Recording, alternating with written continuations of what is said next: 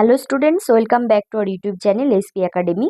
আজকে আমি তোমাদের ক্লাস 7-এর lesson 12 my diary by Anne Frank প্রোজটি পড়ে বোঝাবো। প্রত্যেকটা ওয়ার্ডের অর্থ বলে দেব এবং প্রত্যেকটা লাইন বাই লাইন আমি বাংলা মানে বুঝিয়ে দেব। দেখো, প্রথমে আমাদের লেখক পরিচিতি আছে এবং সেখান থেকে আমরা আমাদের আজকের লেসনটা শুরু করছি পড়া। তোমরা সবাই মন দিয়ে শোনো। The following excerpts have been taken from the book titled Anne Frank, The Diary of a Young Girl by Anne Frank. মানে আজকের আমাদের উদ্ধৃতাংশটি কোথায় থেকে নেওয়া হয়েছে?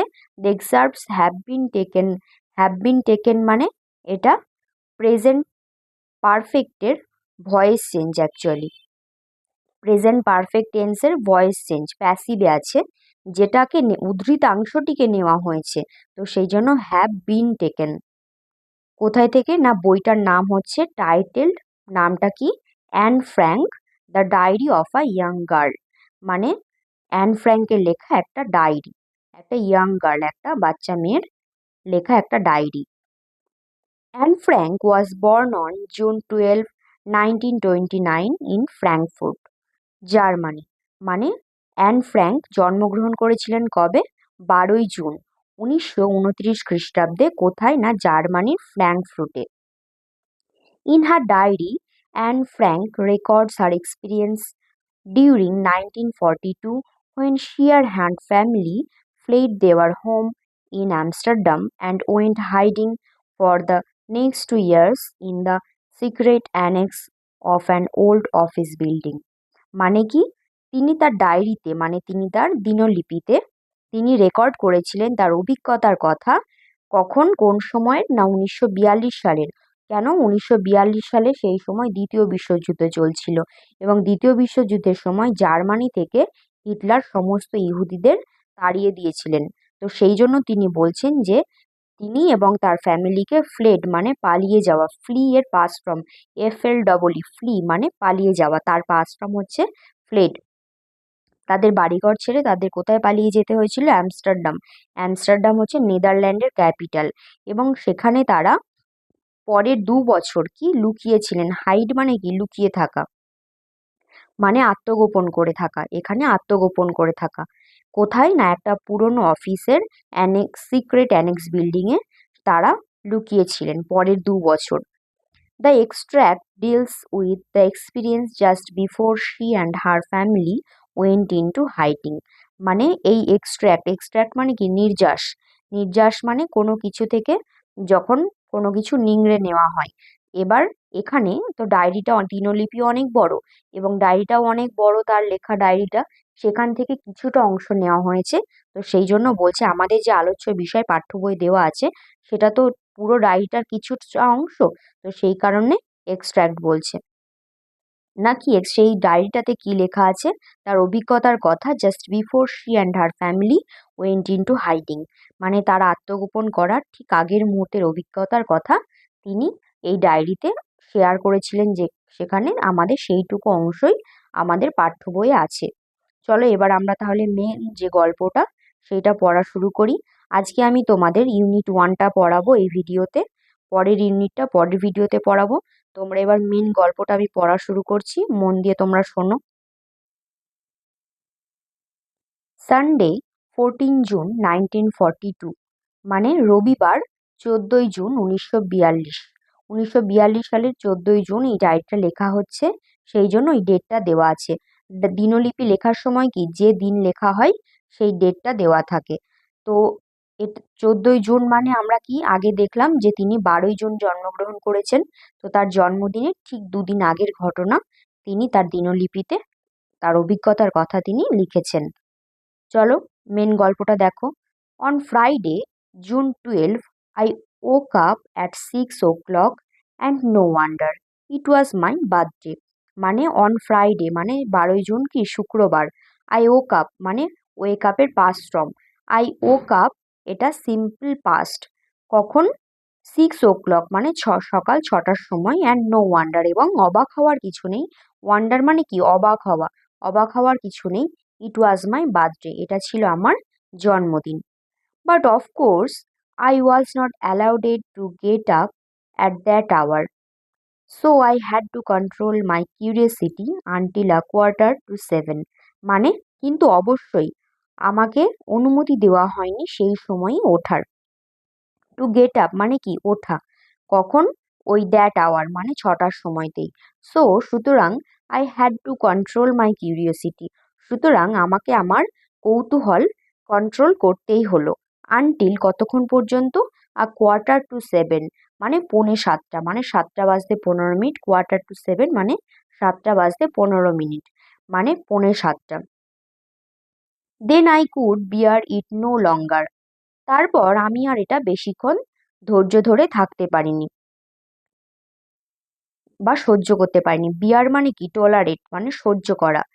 And went to the dining room, এবং তারপরেই আমি কোথায় চলে গিয়েছিলাম, ওয়েন্ট মানে কি গো এর পাস্ট ফর্ম, কোথায় চলে গিয়েছিলাম না ডাইনিং রুমে মানে খাবার ঘর।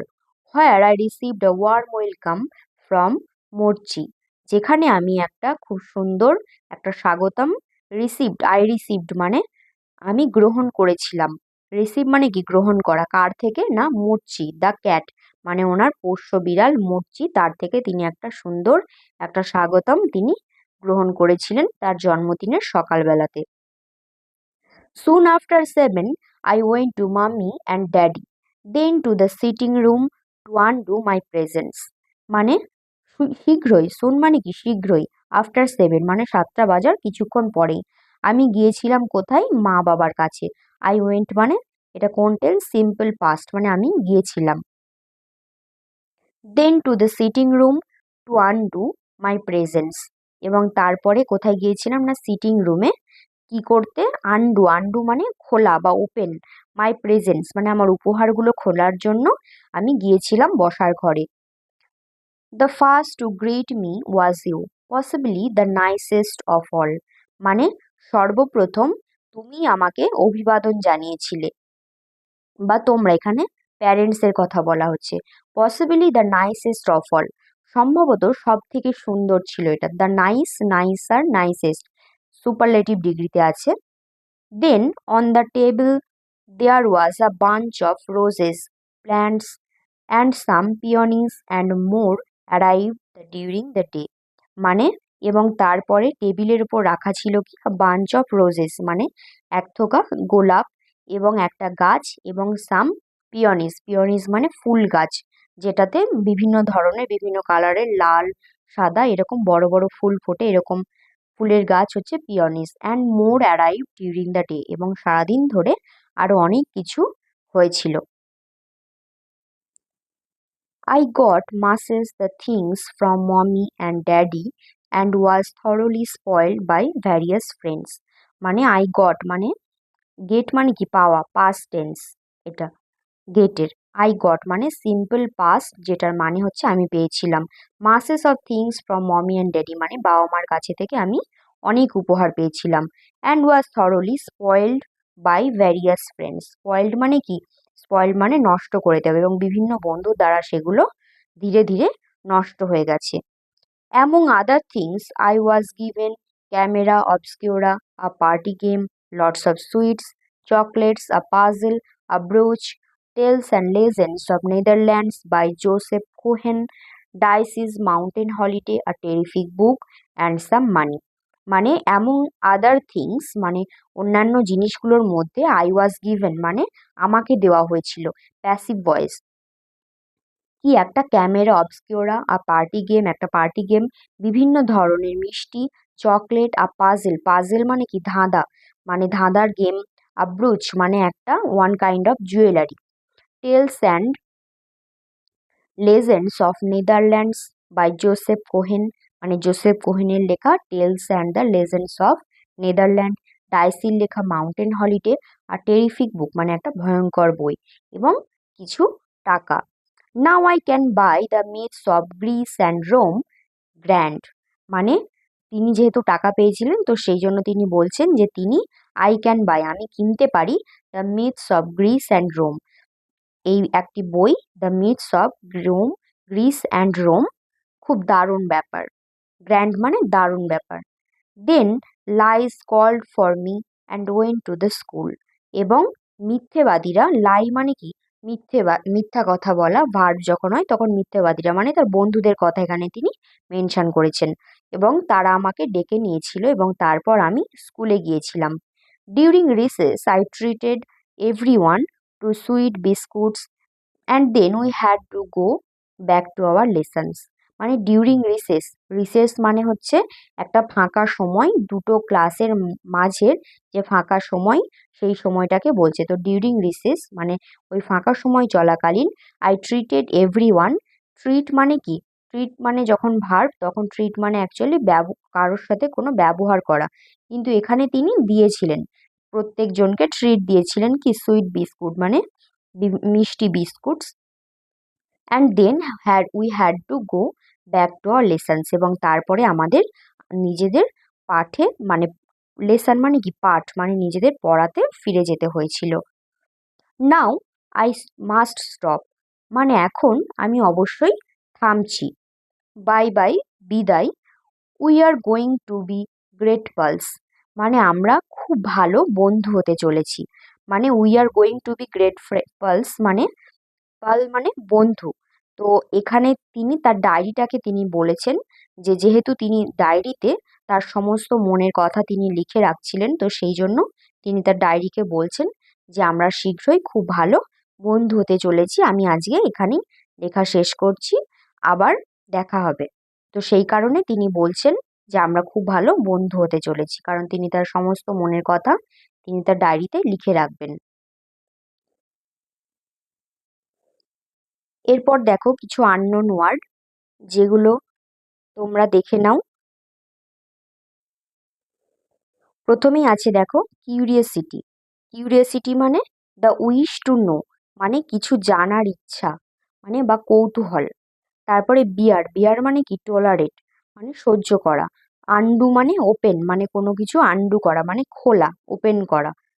পিওনিস, পিওনিস বললাম এক ধরনের গাছ যেটাতে কি লাল, পিঙ্ক, হোয়াইট বিভিন্ন ধরনের ফুল হয়। A garden plant with large red, pink, white flowers. Brooch, brooch হচ্ছে ওয়ান কাইন্ড অফ জুয়েলারি মেয়েদের জন্য। A piece of jewellery for a woman. Recess, a period of free time between classes at school মানে স্কুলের দুটো ক্লাসের মাঝে যে ফাঁকা টাইম সেটাকে বলা হয় রিসেস। পালস মানে ফ্রেন্ডস। ট্রিট মানে বিহেভ মানে বা বিহেভিয়ার বা ব্যবহার করা, সেটাকে বলা হয় ট্রিট। আশা করছি তোমাদের ভিডিওটি ভালো লেগেছে, তোমরা বুঝতে পেরেছো গল্পটি খুব ভালোভাবে। বুঝতে পারলে তোমরা সাবস্ক্রাইব করে রেখো এবং পরের ইউনিটের জন্য অবশ্যই একটা লাইক করে দিও। Thank you for watching.